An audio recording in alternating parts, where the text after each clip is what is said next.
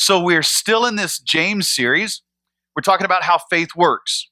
And as we've jumped into this thing, week one, we said straight away, the question really is that James is going to wrestle with through the whole thing is, what difference does faith make in my life? What kind of difference does faith make in your life? And we've journeyed through a lot of things, but here's where we are. If we had to draw a bottom line right here, right now, faith does work, but only when faith is put to work, right? Faith works, but only when it's put to work. You cannot just believe something without it impacting your life. If I was to tell my wife every day, honey, I love you, honey, I love you, but I never did anything with that love, if I never picked up my dirty socks, picked up the wet towel off the floor, if I never put stuff back where it went, she wouldn't believe me that I loved her, right? Now, some of you, I know you're grinning, right? You need to start picking up your dirty socks. Show your spouse you love them, right? But it has to get to work, right? And that's all James is arguing through this whole book. Now, today, we're going to jump into something that is a little interesting because it comes at the right time of year, with this week being Thanksgiving. James is going to talk a little bit about fighting. So if you are gearing up for a Thanksgiving week and dinner with family and worried about the conversations that are going to come up, pay attention. There might be something in this with you, for you. Let me ask you this, though, to start the morning. What was the last fight you had? Who did you quarrel with last? Who? And don't poke anybody. Don't point. Just who? Who? Can you think back? Can you even remember? Maybe it was a spouse, right? Maybe it was the dirty sock issue. I don't know if that's a big deal anymore. Most men, I think we know to pick up our socks. I hope. But maybe what was it that you got in a fight with about your spouse? Do you even remember? Maybe a coworker. Is there somebody that's in the office that just rubs you the wrong way and you got into some kind of a fight? For me, a lot of times, I actually get in fights, like you don't know this, you do know this about me. I get in fights with people that I don't even know. And they never know I'm in a fight with them, right? My family calls it the stare. I use it a lot when I drive. Like, if you drive poorly, I'm going to stare at you and I'm having a fight with you. You don't even know about it, but that's my fight, right? Is it something with a family member? Is it maybe a Facebook exchange where you got in some kind of a quarrel with somebody? What caused that fight? What was it?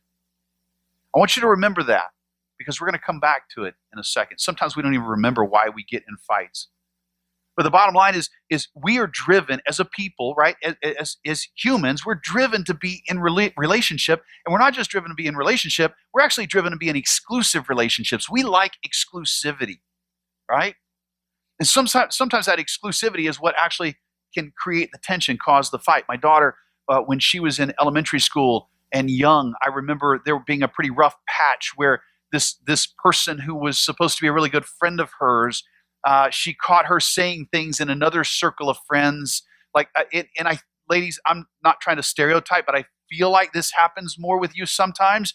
And so somebody said something in this circle of friends, and this one girl who's supposed to be her best friend says something, and it gets back to my daughter. And of course, now what? Now we have extreme pain and chaos and fighting because of this relationship, this exclusive relationship. Guys, I don't know what it is with us. We don't always fight like that. Like, we just hit each other and get over it. And I'm okay with that, but I'm a guy. But that's still probably not good. In James 4, James is going to jump in. He's going to start talking about quarreling. He's going to start talking about fighting. He's going to talk about it in context of the church, but it actually goes outside the church a little bit. Okay, so think about it in a broad context, but he's going to start talking about this context of being Christians, people who profess to follow Jesus, and how sometimes we fight. I know that's a stretch. I know you cannot imagine that people who follow God would ever fight. Try to imagine this, though, as we jump in James 4:1. Here it is.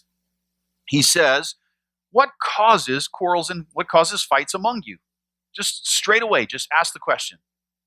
And then he answers it.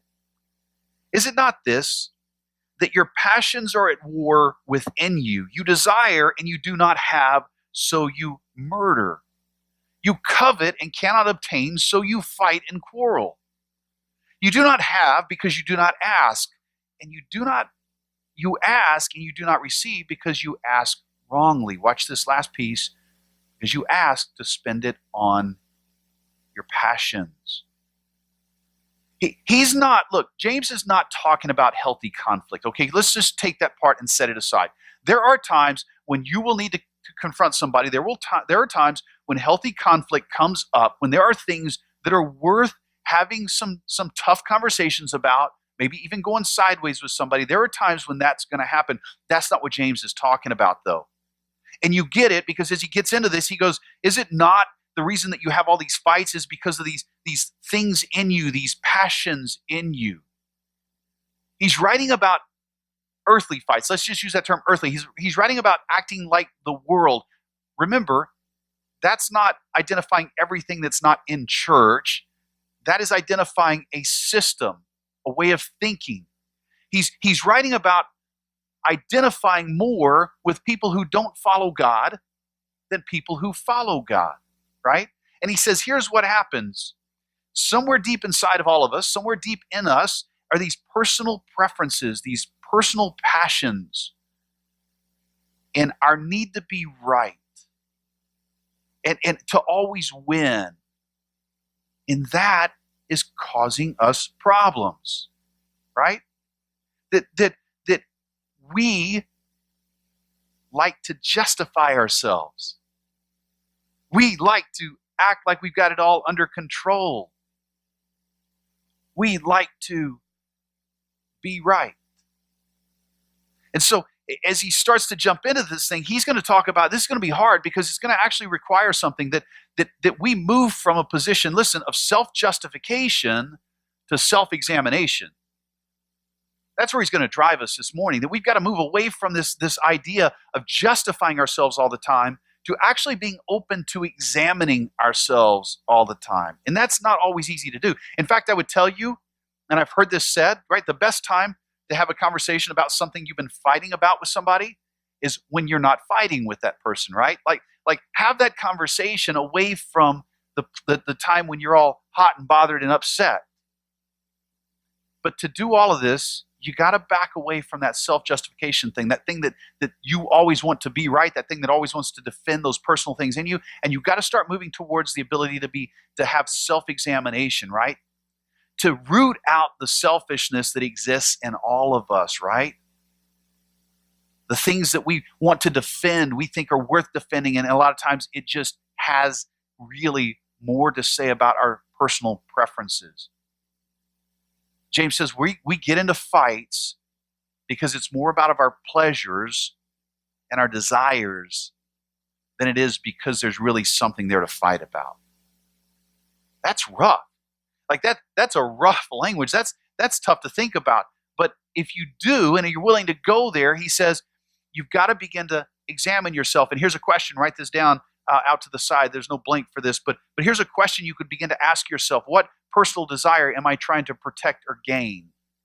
When I get into a place where I start to quarrel, where something wants to rise up in me, ask the question, what personal desire am I trying to protect or gain in this moment? Allow God to search your heart. Ask hard questions of yourself.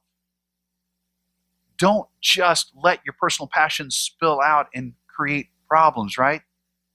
See, Jesus, when he showed up, he started to do this thing that messed with all of us, okay? We need to recognize this. He upped the ante on all of our lives. He said, you've heard it said in the past that you're supposed to love some people but hate other people, or you've heard it said don't kill.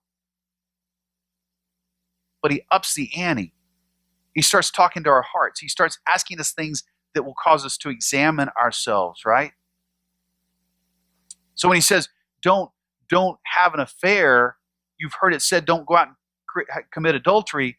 He says, but I say that if you lust in your hearts, that's the problem. See, he exposed our hearts. I've got a buddy that will go with his dad and his brother to the beach, and they make it a routine. He says, we don't allow each other to wear sunglasses on the beach. He goes, because we're dudes, and we wear sunglasses on the beach, and we start looking at things that nobody can tell what we're looking at, and we start thinking about things in our hearts that we're not supposed to be thinking about.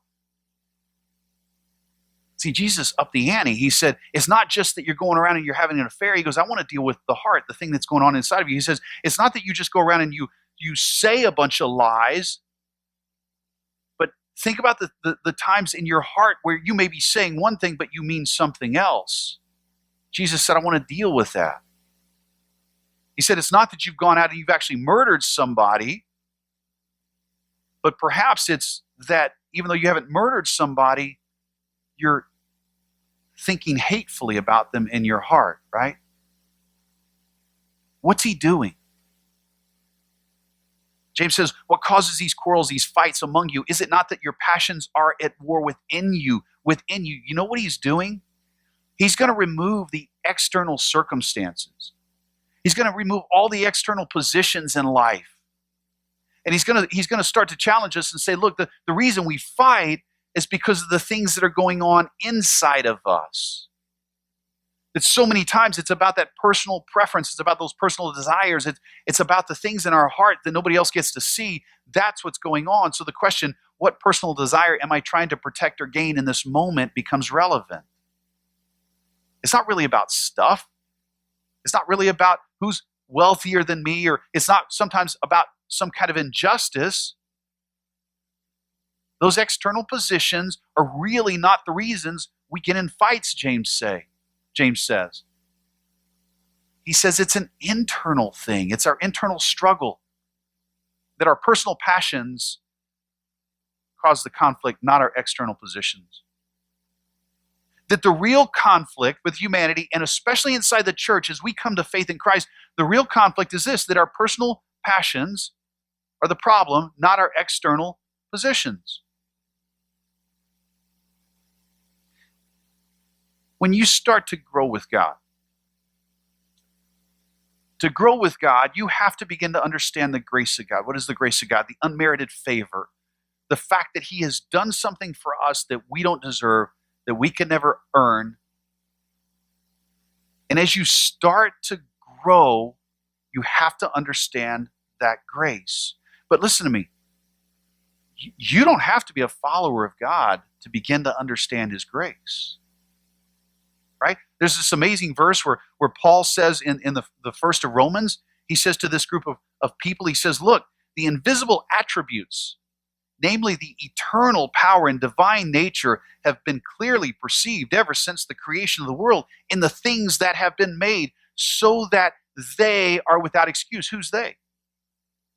People who don't want to follow God.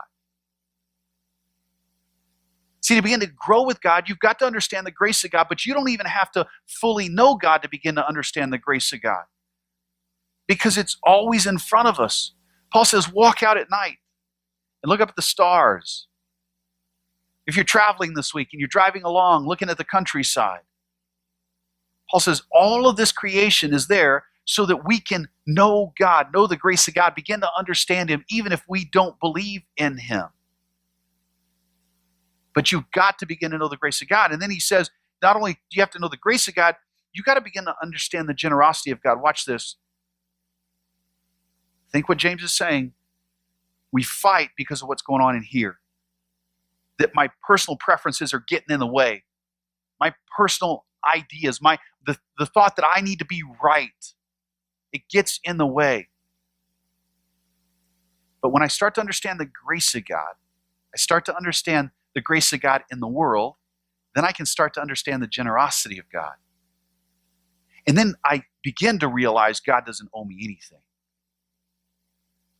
See, I fight with people sometimes because I feel like I have to be right. I feel like my position is right. I feel like I need to defend God or somebody or some injustice or something. And the thing is I start to fight, and it's all about me. It's about me being right. But when I understand the grace of God and I start to pay attention to the grace of God in the world, and then I begin to understand the generosity that God has for me, now all of a sudden, look where it leaves me.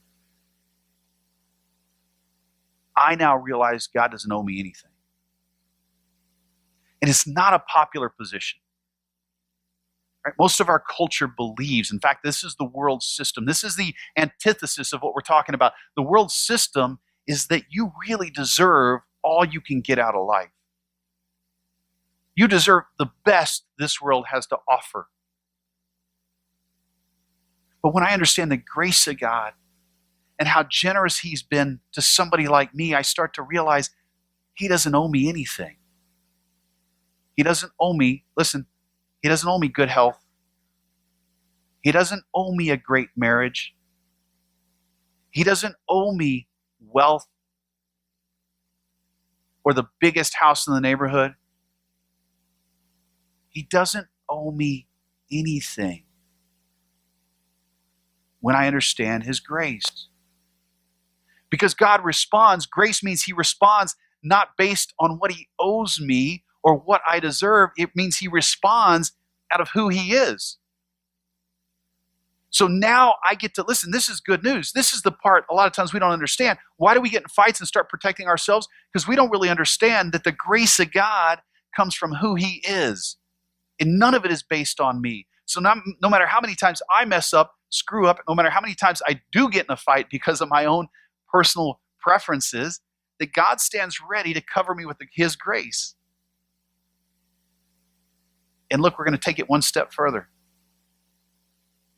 Because there's a reason why this world is still so messed up. Yes, we continually make bad decisions. But there's a reason God hasn't just stepped in and just corrected everything. I love this next verse.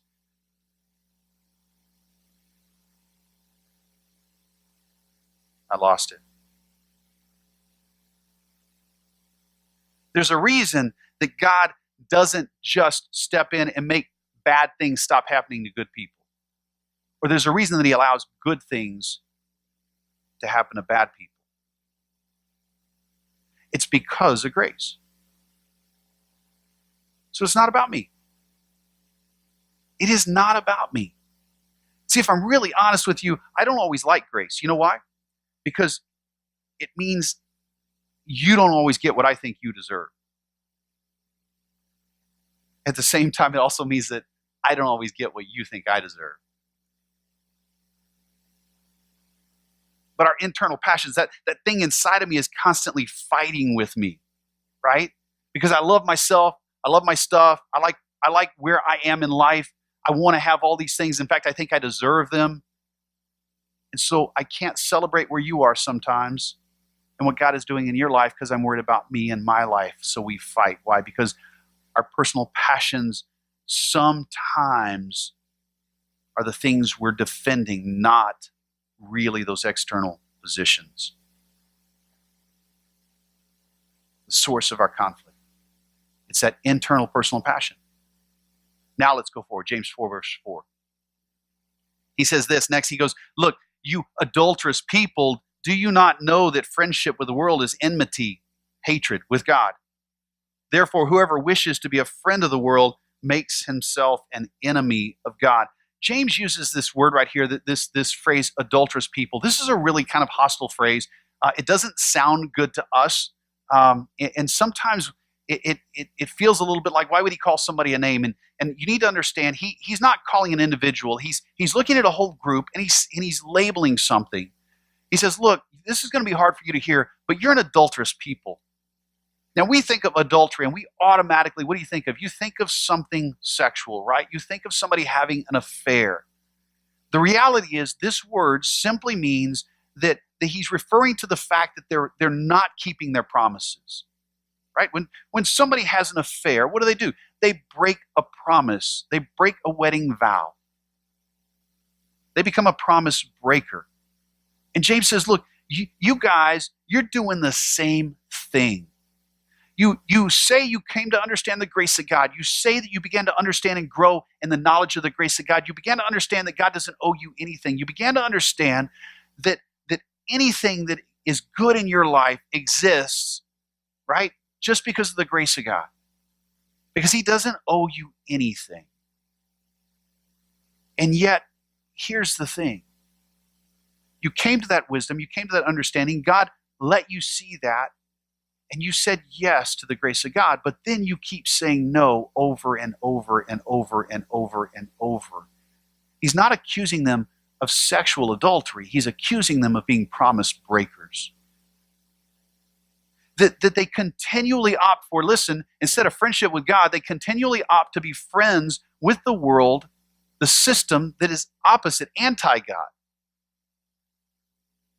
And it brings that self-examination back on us, where we have to ask ourselves, do we do the same thing, right? Does my personal preferences, do I let them take over my life so much that I begin to stray from the things and walk away from the ways of God and become a promise breaker all over again? He means the personal passions now will lead us to be promise breakers. That personal passion, that thing that's in us, right? That thing that we need to self-examine over, that it will cause us to disobey God. It'll cause us to become promise breakers. It stems from putting ourselves first, from wanting to protect our own desires, from wanting to be comfortable. 1 John 3:16, by this we know love, that he laid down his life for us, and we ought to lay down our lives for the brothers. Do you want to know how we know that God loves us, that God's grace is extended to us? It's through his son, Jesus Christ, who sacrificed himself for us. Now we need to do the same thing for those around us, because if he offered it to us, then who are we not to offer it to other people? But if anyone, verse 17, has the world's goods and sees his brother in need, yet closes his heart against him, how does the love of God abide in him? Like, church, the people who say that they love God, if you say you have the love of God, but you can't love your brothers around you, your sisters around you, if you can't love the people around you, then how can you say you even understand the love of God? Verse 18, little children, let us not love in word or talk, but in deed and truth. What do we keep saying? Faith works when you put faith to work. It's got to do something. It's got to motivate. It's got to be transformative in our hearts. It's one of the reasons in a little bit we're going to tell you about a baby shower we're doing a week from today for a refugee mom. Because it's one way we're trying to say we got to put our faith to work. We got to step up. Somebody's in need, and we found out about it, and we need to do something about it, right? It's one of the reasons we've done the big give this year that we keep talking about. We'll tell you more about it in a little bit.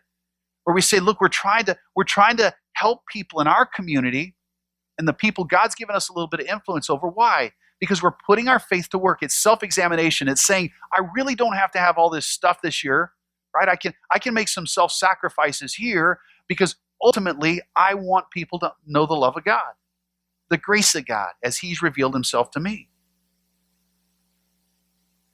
James keeps going back. He says, look, I'm looking at this group of people who's supposed to think about God this way, who's supposed to know the grace of God. You say you do, and here's the thing. You look like a bunch of adulterers to me. You look like a bunch of people who just keep breaking your promises. Why? Because those personal preferences are going to lead us to become promise breakers. Let's keep going. Verse 5.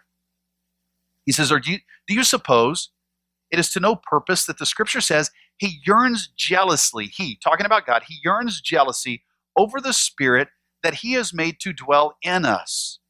But he gives more grace. Therefore, it says, God opposes the proud, but gives grace to the humble. I want to talk about this word jealousy for just a second, because this word trips us up. We tend to think about jealousy in a very negative sense, right? Okay, so we think about jealousy in the context most of the time of relationships. If somebody's going to be jealous in a relationship, it means they're worried that they're about to lose the benefits of that friendship, that relationship, right? You take it all the way back to junior high, right? You got a junior high girlfriend, and one of the guys on the football team starts talking to her. What do? You get jealous. You're about to lose your girlfriend to some other guy, right? It's a negative connotation. It's a sense of being threatened. That's what jealousy feels like and is always like for us, right?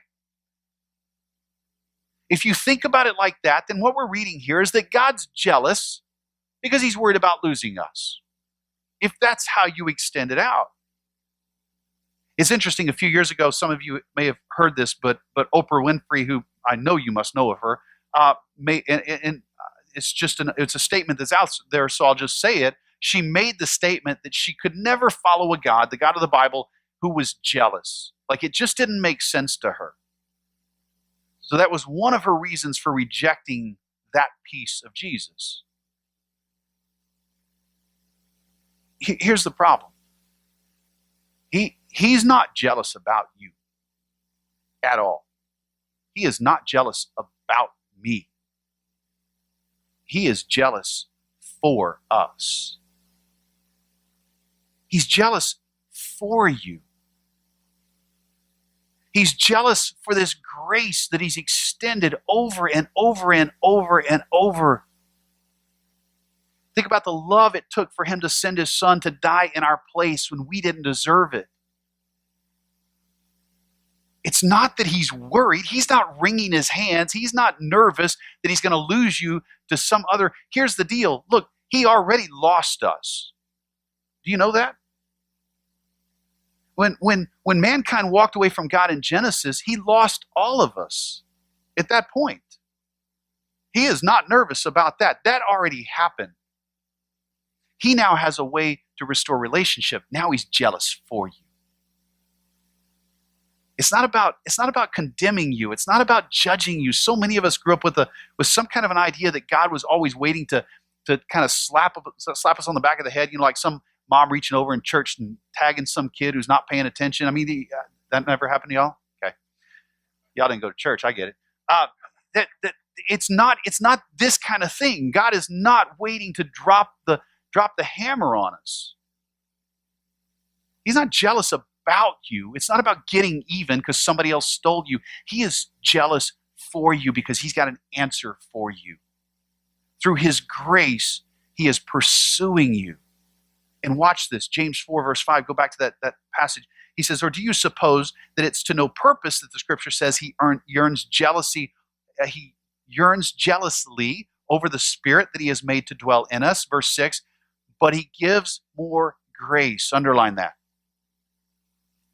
So no matter how many times you mess it up, no matter how many times you think God's waiting to smack you on the back of the head because you know you messed up, James says, don't you get it? When you keep messing up, when your personal passions keep taking over, you know how he answers? More grace. More grace. This is great news. Like this is reason to celebrate. This is the thing that I'm so convinced many times we don't understand. That the grace of God is so undeserving and yet so beautiful. Because he does something that we could never do for ourselves. He is not jealous about you. He is jealous for you. And he's going to keep giving you more grace. And again, now we're not talking about you being perfect. We're just talking about progressively understanding that grace more and more as he draws us in. If that's not enough, here's the verse I was looking for a while ago. Let me show you how he takes it a step further. Because we get caught up thinking, but God needs to fix all these problems. I can't believe he's not intervening. I can't believe there's all this injustice in the world. And we blame God for all of that. Let me tell you how it's described by Peter. The Lord is not slow to fulfill his promise, as some count slowness, but is patient toward you. Is offering more grace, not wishing that any should perish, but that all should reach repentance.